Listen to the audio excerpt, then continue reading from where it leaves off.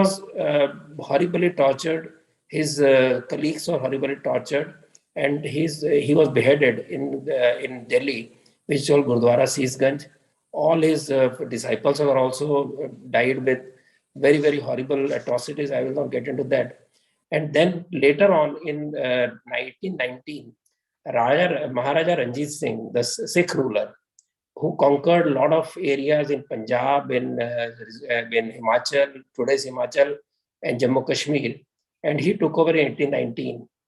And then he lost battle and somewhere to the British, and British sold this land to Dogra rulers of Jammu. And that is how in 1846 Dogras came to rule it. So from 1919 to 1947 was a period when Hindus in Kashmir, whoever left in a minority, could take a deep depth of relief. That was the position in Jammu Kashmir at that time. And if you look at its old traditions in spirituality, Bharat Muni wrote Natya Shastra, the oldest treatise on drama and music, that was written in 1 BCE. And Abhinav Gupta wrote a commentary on that in year 10 CE. And he also wrote, this is the land also where Mahayana Buddhism was born. And Patanjali wrote a commentary on Panini and Yoga Ashtadhyayi, which was, both of them belong to Kashmir. And it had 2000 years of Sanskrit learning. And Charak Samhita, the famous Ayurveda treatise, was also written in Kashmir. He was also from Kashmir. So, and there were great Kashmiri saints like Laleshwari, who was later called Lal Ded by Muslims also there, and Nand Rishi, who was called Swami Nandadev, both belonging to 13 CE. So this was a spiritual tradition of Kashmir. The Kashmiri they talk about is basically a much more diluted form of Islam, which was highly influenced by the liberal pluralist Hindu thinking. And that is how Kashmiriyat, the term we use, was born, which was tolerant, which was plural. But then situation changed. We'll come to that later. And if you go by the Kashmiri exodus, the Kashmiris claim there was 7 exodus. The 1990 was the last exodus, and which resulted in moving out of nearly 3 lakh Kashmiri Hindus. And that is when the population in Kashmir of Kashmiri Hindus reduced to negligible numbers. And this began somewhere in, as I said, in 1450 when the first exodus happened, 1389, and it went on for many years. We hope this is the last exodus. So the violation of human rights, etc., happened. And if you look at Jammu Kashmir as a geography, on paper in our map, it is of the size of 220,000 square kilometers of land, but out of which 73,000 square kilometer has been occupied by Pakistan, which includes Gilgit-Baltistan. It includes occupied portion of Jammu Kashmir, out of which 5,000 square kilometer was gifted to China in 1963 to build their Karakoram highway, because China is on this side is landlocked. So they wanted an opening to Pakistan. So they gifted it to Pakistan. The land didn't belong to Pakistan. 37,500 square kilometer has been occupied by China, which is which is Aksai Chin. So in hand, India has actually only 100,000 square kilometers of land, of which only 16% is Kashmir Valley. Even out of this 1,000 square kilometer, of this, only 6 districts have seen insurgency, separatism out of 22 districts that Kashmir Valley has. And if you look at Gilgit-Baltistan, why it was important, it was actually handed over to Pakistan by Major Brown of British Scouts, because the land belonged to the Maharaja of Jammu Kashmir. And it is a very important part of the Silk Route, the famous Silk Route. And by land, if you want to connect to Europe and Asia, just to give an idea, from there, Dubai is just 2,000 kilometers and Moscow is just 2,500 kilometers. So strategically, it's very important, on which every power in the world has tried to occupy. And that is the reason when this was occupied by Pakistan, the other imperial forces didn't really oppose it. It has got Hajipur Pass, which is the major opening to India and to Jammu Kashmir, from where major raids have happened. And that is very important pass there. And many people believe that the entire Jammu Kashmir is Muslim. It's not so. Ladakh is totally Buddhist, 95% or more. Kashmir Valley also, it is not just Sunni Muslims. There is a large population of Shia Muslims. There are Gujars, there are Bakarwals, that is the people who cultivate animals, etc.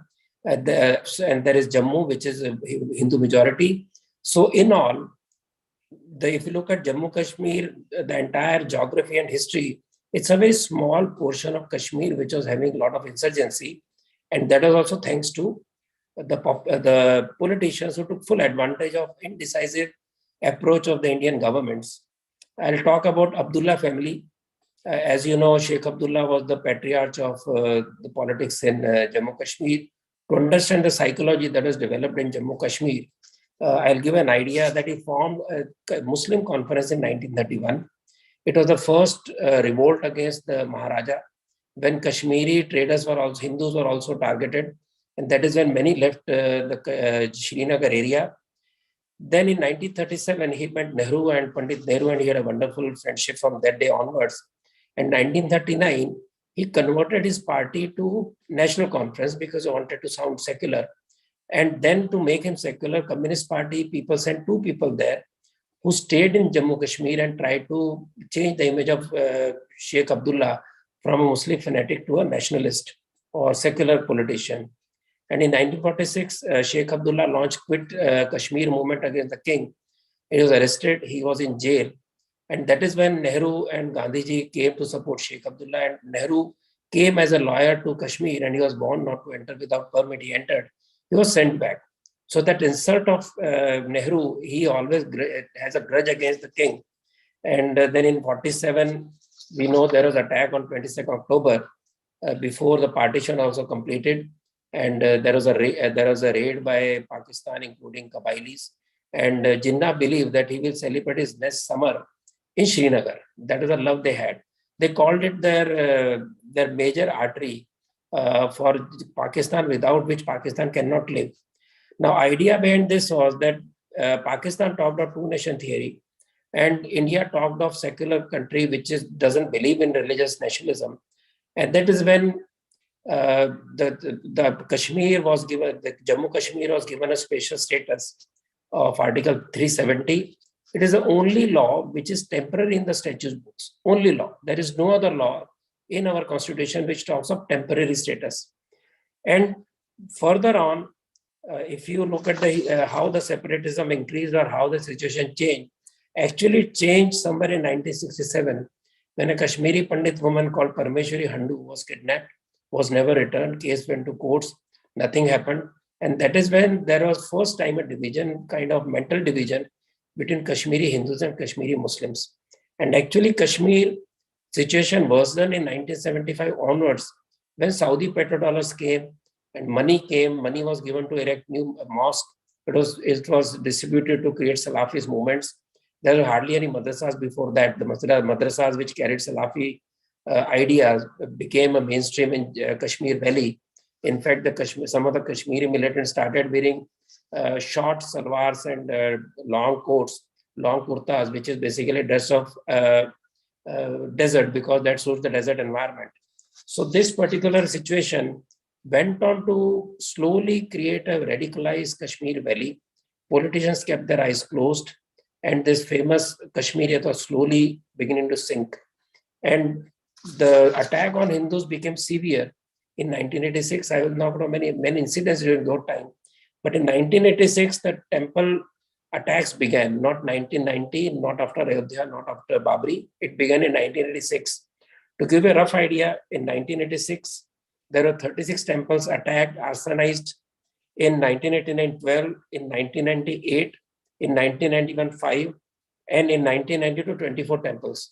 And these were attacked by the separatists who were highly, on the payroll of Pakistan. And Pakistan had started the trouble in 1965. That was Operation Gibraltar. Operation Gibraltar was supposed to take India by surprise, and army had come much closer into India. Unfortunately for Pakistanis, none of the Kashmiri Muslims or Kashmiri Hindus supported the army. Finally, army could not understand the ways of that valley because there was no local support.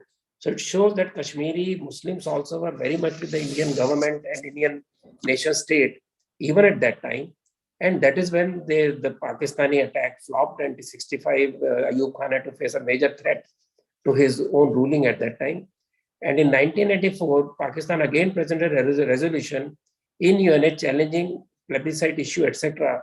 And then India passed a resolution in March 2294 saying that Jammu Kashmir is our integral part of India, and we will even take back the part occupied by Kashmir, Pakistan. And that is a resolution passed by Indian government. And if you talk of Article 370, it was passed in 1949. Unfortunately, there is another article, as I said, it was a temporary article. Another article was inserted surreptitiously in the constitution, in the annexure of the constitution, not brought to parliament, which was giving the right to Jammu Kashmir to decide on the citizenship rights of that particular valley. Now, this 35A was a very imbalanced kind of article, and this was the article which was used to write a new Citizenship Act in 1982 by Sheikh Abdullah and Farooq Abdullah, that was son of Sheikh Abdullah. This Citizenship Act was so horrendous that many people are still not aware. This Citizenship Act actually comes from Article 35A. And Article 35 was actually researched and discovered by RSS-inspired think tank called Jammu Kashmir Studies Center, which founded about the article. Since 2004, there was nobody in the legal fraternity which were aware of the existence of this article. Now, what did the Citizenship Act do in 1982? It took away rights of a huge number of people. In Jammu Kashmir, there are 10 million Hindus, generally low caste, what is called scheduled caste, scheduled tribes, low income groups. The people in partition could not go to Punjab because they were too poor. They came to Jammu Kashmir. Jammu Kashmir, because of the law passed in the Constituent Assembly at that time also, they were not given citizenship rights. They got central citizenship right, but not the state citizenship right, which meant they had no home to cover their heads. They had no education facilities. They had no reservation in the job. They had a job at all. So they could not ask for a government job. And these people accounted for nearly 10 million people when this particular issue was raked up after 1990 and it was researched. Then there were Gorkhas who came to Kashmir in 1846 with the Maharaja. They were not given citizenship. There are people who came from Pakistan occupied Jammu Kashmir. They were not given citizenship. They were avoided because they belonged to Shia sect. The rights of the women is the worst part, that women did not have the complete inheritance right. If they married somebody from outside the Kashmir Valley, they lost their citizenship rights, they lost the inheritance rights, and the all property of theirs would go to the state government. Not only that, so this oppressive law was there in existence, can imagine 2019. There were also, as I talked about other smaller groups, there were scheduled caste people who were brought from Punjab for scavenging because Kashmiri people didn't want to scavenge, there were not enough people, and they were promised citizenship. They were not given citizenship. Not only that, under this law, they could only become scavengers. Even if they did PhD, even if they did their doctorate or became doctors, they would not get any job except scavengers. So this is the kind of human rights that were exploited and horribly put on the people who numbered more than 1 million people at a time, and they had suffered for nearly 70 years. This was the kind of attack on the human rights. We also note that whenever the disturbances have been very heavy in Jammu Kashmir, generally the Abdullah family has been ruling. If you check the major disturbances years, they are all belonging to the era when Abdullah family, from Sheikh Abdullah to Farooq to Umar Abdullah, they were ruling Jammu Kashmir. And Jammu Kashmir politics has been reduced to dynastic politics. So there are about 4 or 5 families who were controlling Kashmir politics. And not only that, during the delimitation, though Jammu had higher population, number of seats given to Kashmir Valley was more. So the chief minister would always come from Kashmir Valley. So Jammu was taken as a stepsister. Ladakh was treated very badly. They did not get any benefit of the laws and of the development. Even LGBT suffered during that time because it was typically Islamic rule. And that is how situation slowly worsened. And why it worsened, it was very interesting that though there are a lot of development funds going to Jammu Kashmir, they never reach the common people. In 2010, that is before this government, there were cases of corruption on 14 famous politicians. To give an idea what kind of support India gave to the Jammu Kashmir, Kashmir had 1% population of the entire Indian population.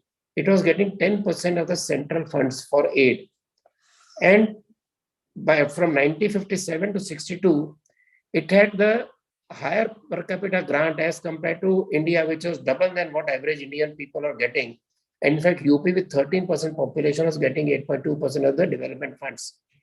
Two-thirds of the Jammu Kashmir finances were coming from central grants, and only 62% are used for the unemployment dole, which was given as called Manrega.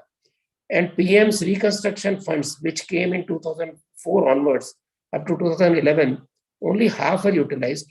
And there are people who made billions who are living a royal life. They had bungalows in India. They had wonderful properties in India. Not only that, none of these politicians, sons or daughters, ever took part in separatist movement, in insurgency, in terror. They were all enjoying life either overseas or in other parts of India. So that is how these politicians exploited.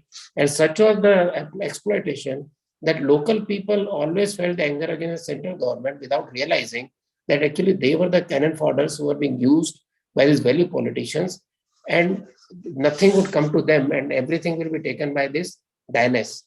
That is how situation in Jammu Kashmir kept on worsening. There was no advantage of what was happening.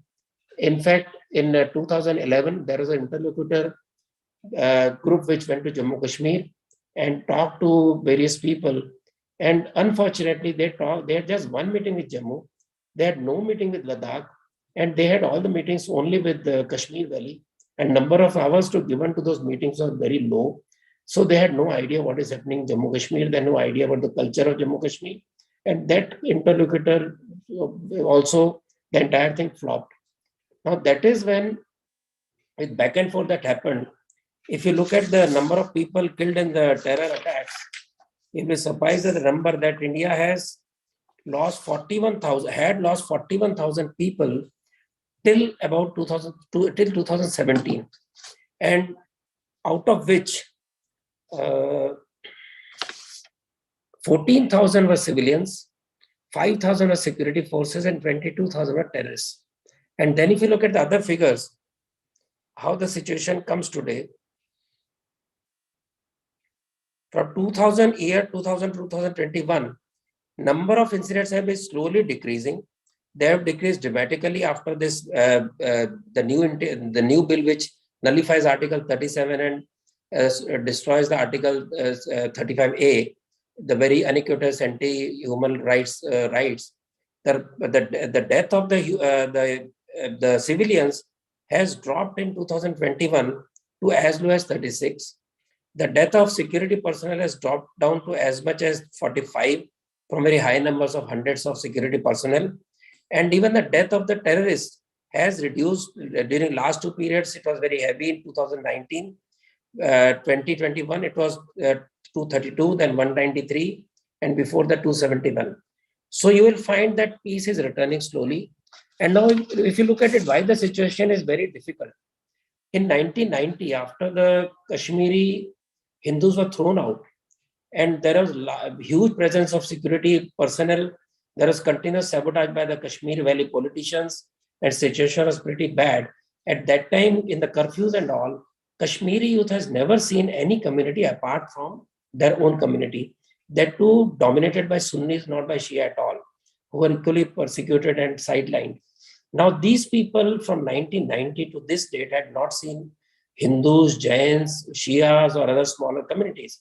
They had no clue what India is like, what they are like, because the condition of lockdowns and security and all that. So they had no clue. They then were radicalized, as I said, from 1975, they were radicalized, they crossed over to Pakistan, came back as radicalized youth. And that is how their mindset was, to such an extent that they were not worried about the development, which is 100 times better than the Pakistan occupied Jammu Kashmir. They were talked, they many of them talked about Islamic State, but all of them were not terrorists, all of them were not really pro-Pakistani, which is seen that whenever there is election, large enough people go for voting despite the Valley politicians once in a while calling for boycott, but they did not boycott. And now as the situation changes, I had many programs with the youth of Kashmir Valley and Jammu, and situation is changing because the people who are denied rights in the areas Jammu and Ladakh, they are very happy that they have got civil rights, they have got now development, they have got their own future, which is working out much better than it was. And if you go to Kashmir Valley, the continuous separatist movement, the continuous disturbance in their lives was eating away the youth as they could not do anything. So they are not happy that they have got a chance to see development, and development is happening now in a very big way. They will be able to do business because business also suffered. They also realize that they are not really enemies.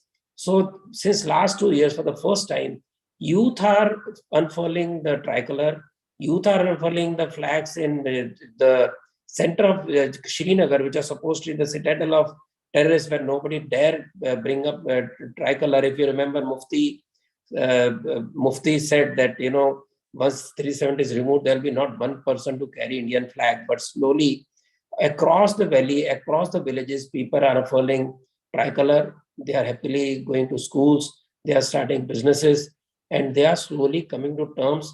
They have resentment, no doubt. They believe that a privilege from that was 370, was taken away. They don't realize yet that 370 was only privilege for the politicians and the rulers. It was not for the common citizen at all, because that was used to stop reformist laws like panchayats, which is our village level elected bodies. It never have took place.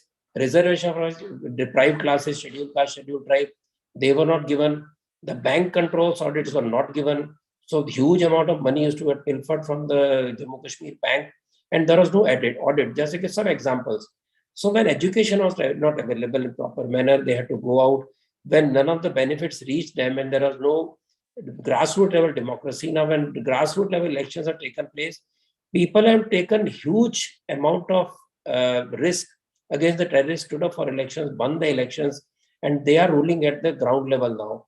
Some of the people who belong to earlier parties, now one of them is the mayor of Srinagar, who is totally disenchanted with the way these people have conducted Kashmir politics for long years. And people who claim to be heart of Kashmir, they know what Kashmir is. They live in an area called Gupkar. That area is highly secured and one of the most costly areas in front of Dal Lake. All the politicians, the privileged people live there with under complete protection of Indian security services. And they were given protection even during early years by the central government. They used to get money. They kind of blackmailed the central government to speak against Pakistan or not to speak against India. And they were having very wonderful life. Now, as their security from them is removed, they are also scared. In fact, after 2019, when this particular 370 Article 370 was nullified, they were scared to come out. Their party offices were closed. If they were so close to people, they had no fear. They feared because they had done nothing for the people. Now, this understanding, this affection with the central government, understanding what the Indian government is doing, how they are much better off than the occupied Kashmir of Pakistan, and they are also understanding the kind of rights they have which are never given to them. That is the scenario today. Of course, it will take time to understand. As I talked about the history of Kashmir, I talked about the alienation of the youth there, and I talked about people who had not really understood the meaning of free life, of understanding, interacting with other people, with India, within Kashmir and Jammu. They are slowly realizing what the life is. So it is definitely going to take much more time than if you imagine that once through the Article 370 was removed, you have to gain confidence of people. When you talk of conflict, when you talk of insurgency, you have to be firm at the same time. You have to inform the people, communicate with the people, and also have this kind of relation, understanding and empathy for the people, so they realize that this government and this administrators are working on them. It was a situation when the Darbar would move from Srinagar to Jammu, and they would not do anything for Jammu, and Kashmir would be shut down. And they moved to Kashmir. It was all totally controlled by a few people. So this situation is slowly changing. There are new breed of politicians coming up, young politicians. very young politicians. Some are starting their own political parties. Some are working with BJP. Some are working with the local parties who are changing the faces of what they were doing earlier on. So I believe that in coming 2 to 3 years, or even maybe slightly more, because poisoning is continuously coming from Pakistan even now, and the terrorists are mostly coming from Pakistan even now. So it will take a little time, but to understand that it is 70 years, if you consider, even if you consider, don't consider the earlier part of what was happening in Kashmir Valley for hundreds of years, we will understand that 70 years it has been all indecisive, not the right communication, not the right development, not the right interaction with the people, and few privileged people who made millions of dollars in their lives, who had secret funds outside, they are slowly being uncovered, and people are realizing where their fate is. And that is how you find that people are there happily celebrating Independence Day, Republic Day, and also facing bullets, because the risk from the terrorists has not gone, most of whom are from Pakistan. But they realize they've tasted the fruits of democracy, they've tasted the freedom of opinion, of ruling at the grassroots levels. And I'm very sure that situation will improve very, very fast. And in coming few years, you'll find that Jammu Kashmir is fully integrated in heart and mind with people of India, because we believe that's part of India and it cannot be taken away. If it goes away, then the entire theory of two nation theory gets a win, which is religion-based separatism. So naturally, India would not allow to happen. Secondly, that being the fountain of Indian civilization, of Bharatiya civilization, it is very important that Kashmir and Jammu Kashmir stay with India. And we have seen what Pakistan has done with other regional, their own regions, whether it's Sindh, whether it's Balochistan, whether it's Pashtuns, whether it's POJK. Only the Punjab state, the Punjab 100 top families of Punjab are controlling Pakistan. They have given no rights to the regional players. As you see, the Balochistan are also taken by force, and they are still revolting. Pashtuns are not happy because of Durand line, which separates them from the Afghan Pathans, and Sindh has been exploited. So this exploitation of majority of the Pakistan in the name of religion, and enforcement of Urdu, which is not the script or the language of any of Kashmiri or the Pakistanis. Urdu is imposed even on Punjabis.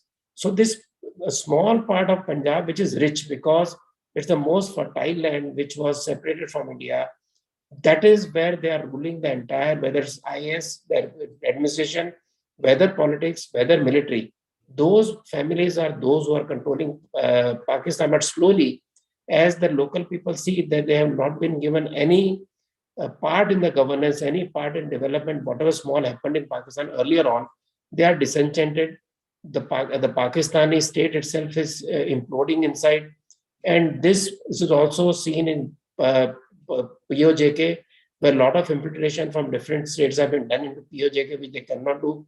Their own the Supreme Court has said that Pakistan cannot enforce its laws on POJK because that's not a territory, it belongs to Pakistan. So this is geostrategic position.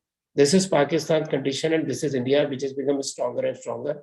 So people feel their where their future is, and definitely empathy, love, and getting the fruits of development to them will be major things that will change face of Kashmir in coming years, and we'll see that it will be as happy a place as all other parts of Bharat.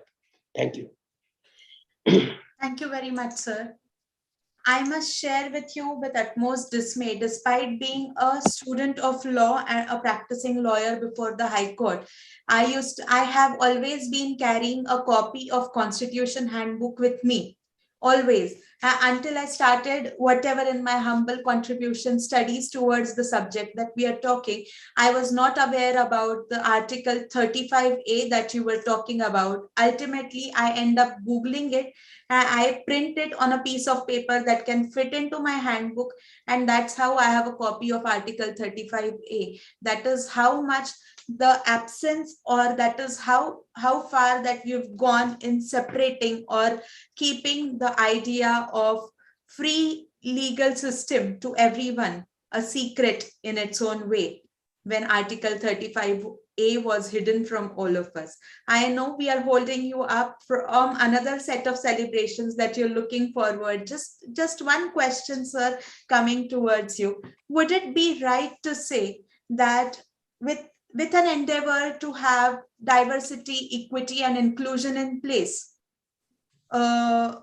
the borders that have opened up from the states of Jammu and Kashmir, the union territories, I stand corrected, post abrogation of Article 30, 370 and 35A. Would it be It's right? not abrogation, Saloni, Right, it's not sir. abrogation. It is nullification or dilution because that article stays. So it Right, doesn't, the rights have been taken away under the rights which gives special right, privilege sir. or stopping the central laws, etc. And Jammu Kashmir constitution has been abolished, and Jammu Kashmir constitution, which was a just 50-page booklet, which had no mention of minorities, which had no mention of human rights. Right. And it is quite surprising to say, and quite surprising for a student of law indeed, that how one country could have two different sets of constitution. But let's set the better at this moment, since we have time constraints. But would nullification of Article 370 and 35A, as you have rightly corrected me, would constitute towards taking India or Bharat more forward towards the idea of diversity, equity, and inclusion? See, India is a land of diversity. It has one culture which is expressed in different ways, in diverse ways. India is a country where the culture enjoys the diversity of expression. So as I talked about Kashmir, the same festival of New Year celebrated in Kashmir is celebrated in Kerala, which is same New Year celebrated in Gujarat and in Assam, in Bengal. Same Navratri is celebrated in Kashmir, in Kerala, in Gujarat, or in UP. So we have same set of same culture, same calendar, and same cultural background, but we celebrate in the way geographically we are different people, so we celebrate differently. So that's why the diversity of various communities with the religions is much more safer in India as compared to any other country, including Pakistan, because Pakistan, being an Islamic country, it believes in uniformity. It believes that non-believers have no space. They have no right of equal citizenship, no rights as people belonging to non-believers or kafirs. So that is entrenched in the constitution of Pakistan itself. So naturally, where India, where everybody has same rights, have same religious freedom, there is no comparison. So that is why people are much more. There are people who came as Syrian Christians as refugees in India. The first mosque outside Saudi Arabia was built in Kerala, which is still existing, second oldest mosque in the world. And then you have got people who came as Jews, Parsis, all of them are prospered. So there is no reason for anybody to feel that they don't have the space. And all the propaganda against this has been slowly being removed, and people understand this.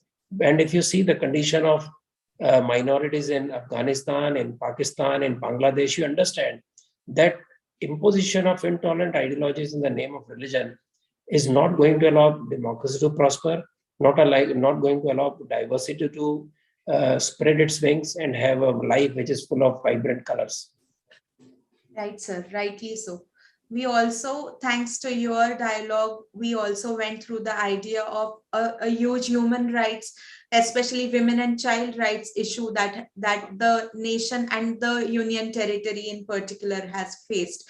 Also, I beg to button in about how far we are from the idea of worshipping before the Sharda Ma's temple that is still there in the POJK, the Pakistan occupied Kashmir. Could you just highlight on that idea, please? Yeah, in fact, whether Sharda Peeth, which was one of the most important power centers of Hindu goddesses, there is Nankana Sahib, which is across Pakistan, just 5 kilometers inside Pakistan, which was not given to India because the British just drew straight lines without understanding the sensitivity of the people. And two most important Sikh shrines fall into Pakistan. And there are very important Asian temples away, but Sharda Peeth is not very far off. So naturally, people believe, all the Indians believe that the POJK area belongs to Bharat, because by every right, so Sharda Peeth should come to India. There is a question by one gentleman I just saw in the chat. Yeah, Mr. Stevens, who says, what are the current issues of Modi policies with Hindus and Muslims? See, there is no policy at all. There is no policy which goes against any minority. For example, there is a lot of hullabaloo about CAA, it was Citizen Amendment Act. This Citizen Amendment Act is about persecuted minorities outside India. It has no locus standi for the people inside India, citizens of India. So naturally, this all the noise about CA taking away rights of Muslim is all totally nonsensical, because there is no clause at all which deprives the Indian Muslims of any right, any democratic right at all. There is no control. The control is on the Indian, on the Hindu temples. There is no control on Muslim religious bodies, no control on Christian religious bodies. Their lands belong to them. In fact, there is a lot of information which is coming out that actually the lease given to church lands by British expired in 1993. No action has been taken. The government has not asked it back. Similarly, Waqf properties also belong to Muslims. It has not been touched. They get aid for their religious institutions like madrasas. Christians have their schools which are government aided, and every kind of support is given. In fact, Modi ji spent much more funds on minority education as compared to any other earlier government. And this continuous creation, for example, hijab was not an issue in India at all. Actually, the hijab is not even Indian even now. Burqa is what most people wore. And that also became prominent only in around 1980, 90s when petrodollars came in. Before that, if you went to Kerala, went to UP, went to Kashmir, you could not find difference between women, whether they were in Maharashtra, whether they were in Kerala, whether they were in Assam, or they were in Kashmir. So this separation, identity, assertiveness became a norm somewhere in 1980-90. And if you look at the issue of burqa, not just outside, even the schools, in the uniform, it was never an issue. Hijab itself is new to India compared to burqa. And we don't have harsh burqas like in Middle East, but whatever was there, you could see sudden sprouting up of huge number of unimaginable high number of people visible in burqas, etc., or visible in Muslim topis or Muslim high pajamas, which are Saudi custom, not Indian, which was not followed by Indians. Right? It is typically the religious school of Deoband and Barelvi who do this. So this, assertion of identity began after the petrodollars came to India, and when it was instigated by Salafis, which became a huge Wahhabi movement. In fact, Salafi movement is aided by Wahhabism, which came from India, from Deoband and Barelvi's sect, and they went to Saudi Arabia. Now Saudi Arabia is shedding its own, conservative laws. Entire Muslim world is going against hijab, etc. today.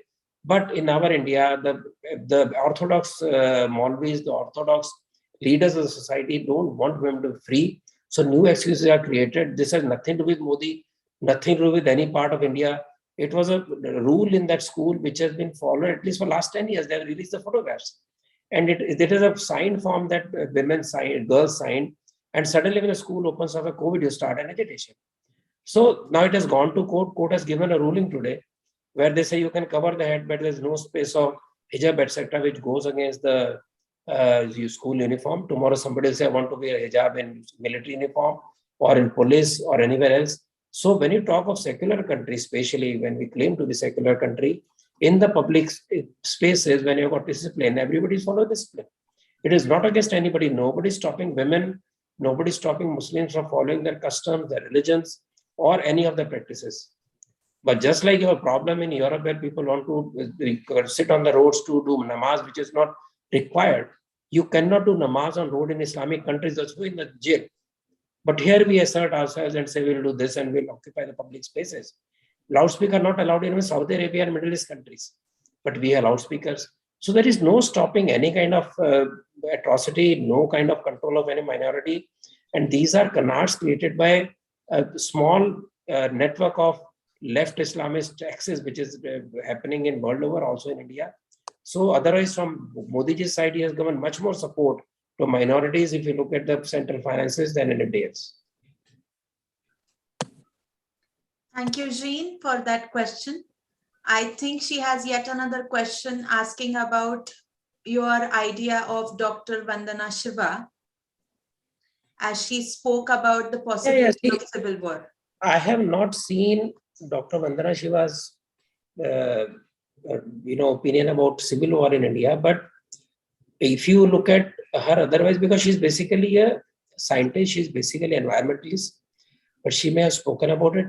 We can always all see that the way riots have been instigated, for example, CAA was carried out for months in the name of their rights, which are not trampled upon anyway. When I used to talk on TV asking people, tell me one clause which is against Indian Muslims, there are no answers.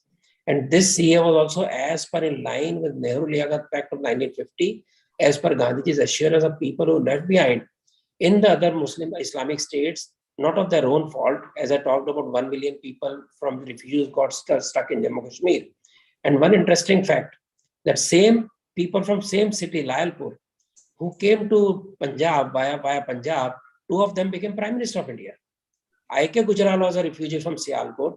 Mr. Manmohan Singh was a refugee from Sialkot, but these people suffered. So there is no law which goes against them.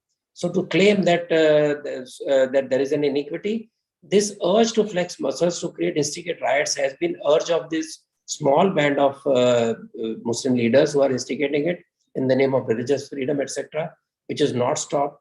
So this instigation, they want to lead to anarchy because their problem is with Modi. Their problem is with the Hindu majority people. Now being majority is not a crime. Are we saying that if Muslims are majority in Pakistan or in Saudi Arabia or Middle East, we have a problem? No. And they are less militant. They are having their lives wonderfully. Their people work. Of course, they have no citizenship right. They have no right to exhibit their religion outside their homes. All that is in their countries. But in our countries, that's so no. But this urge to oppose Modi somehow bitterly is the major cause of creating anarchy and creating a situation where there is civil war. But I'm sure majority of Muslims understand this. I'm sure majority of Hindus are not at all violent because that is not the way that Dharma has taught them. But of course, risk would also always be there because confrontation, they are itching for confrontation, whether it's in the name of CAA, whether it's name of hijab, knowing it has nothing to do with the people's liberty, people's practicing of faith, on whether it was even farmers' law. And farmers' case, government is so restrained that they were allowed to stay there 1 year, no action was taken, no violence took place, they were not attacked. And look at what Canada has done today, who was talking about liberty or democracy of farmers in India, what is happening in Canada today. Emergency has been, the issue has been cancelled.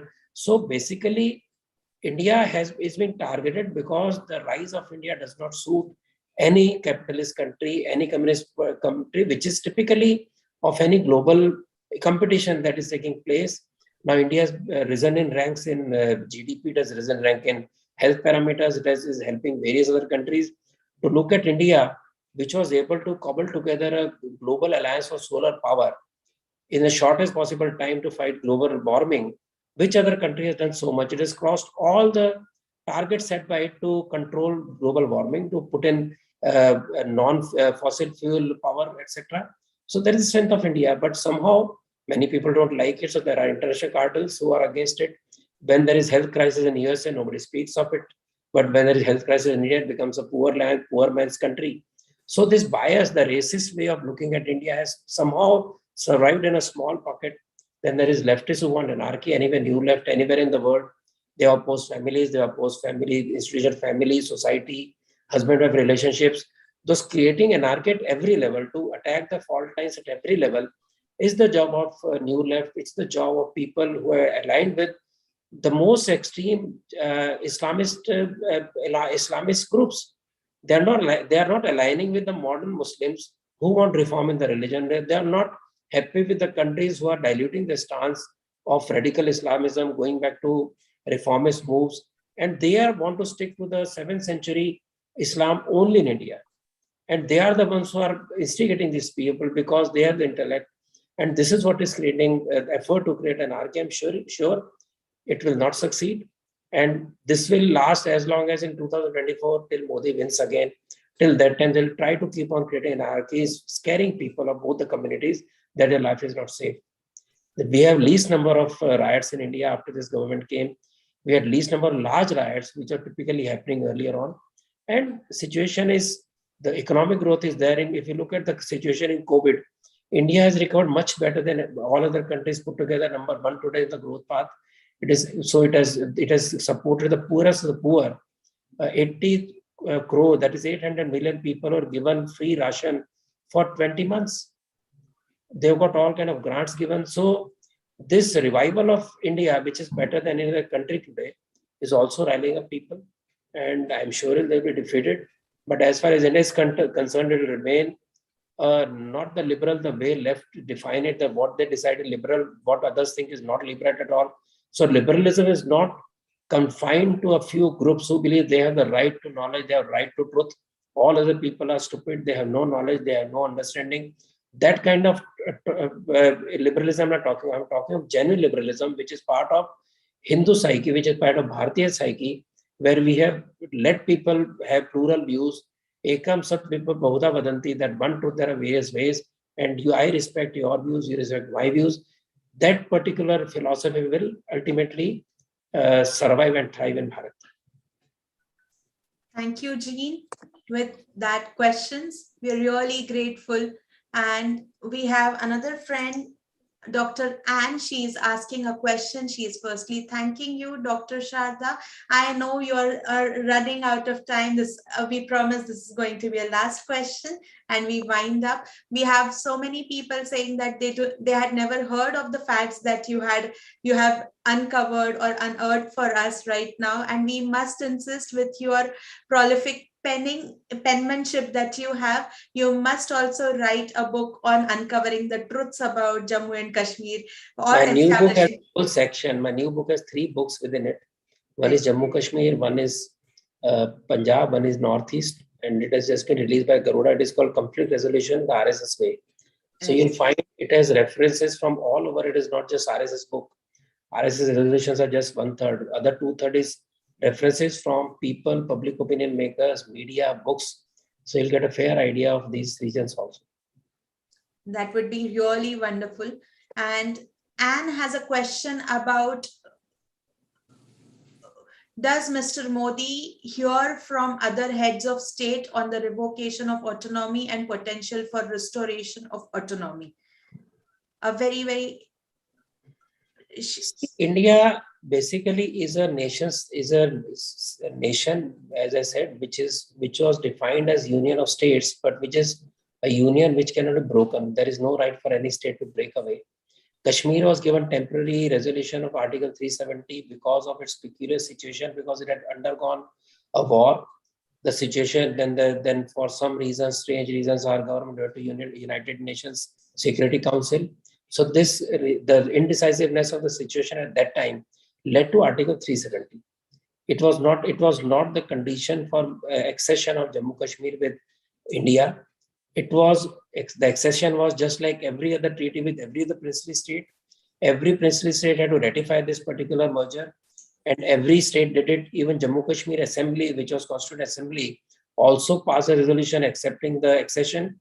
So there is no reason why it's different. There are some laws in some tribal and hilly areas where you cannot buy land from tribal people. You cannot buy land in mountain areas like Himachal or even in a part of Northeast. Apart from that, every other law is equally applicable to all the states, all the union territories, and there is no difference. So you cannot compare 370 with other states because 370 was all enveloping, controlling all the central laws, etc. So that is a scenario. So there is no reason. And under Modi, in fact, federalism has become stronger in the sense their share in the state in the taxes has increased. GST gives them much better revenue. And not only that, the states, the planning commission, which was the one agency used by the central government to arm twist the states for releasing funds for their plans, has also been scrapped. Now Niti Aayog is only advisory body. So if you see that actually the states have got much better control on the resources. Unfortunately, there are regional parties who want to play on the different cards, but people are not fooled. And I think regional parties have their own selfish interest to create some difference with the state to show that we are very strong and we worry about their rights. But as such, Modi is neither thinking of revoking or adding to any kind of autonomy because that will be against the constitution itself. Right, sir. And we talk of the constitution, people are accusing Mr. Modi of many things, but there have been 102 or 104 amendments out of which this government has only done about 4 or 5 amendments. 100 amendments have been done by Congress and its secular allies on the Constitution, not by BJP. Right, sir. There is so much to talk about the subject, and there is so much to learn from you. There is so much to learn and also deliberate upon. We know all our friends may want to discuss more, but in the meantime, I promise them I will hand out to them or courier them the book copy that you have just written. So we understand better, and maybe in better times we get to interact with you further after we enlighten ourselves on this. Many thanks once again for Thank you. joining us. We and I, as one, certainly know you run a very, very tight schedule. It is absolute honor for me, and you have been more than kind to us to have accommodated our meeting into your schedule. Thank you once again for Thank the you. same. Thank you. May the truth prevail. Thank you so much, sir.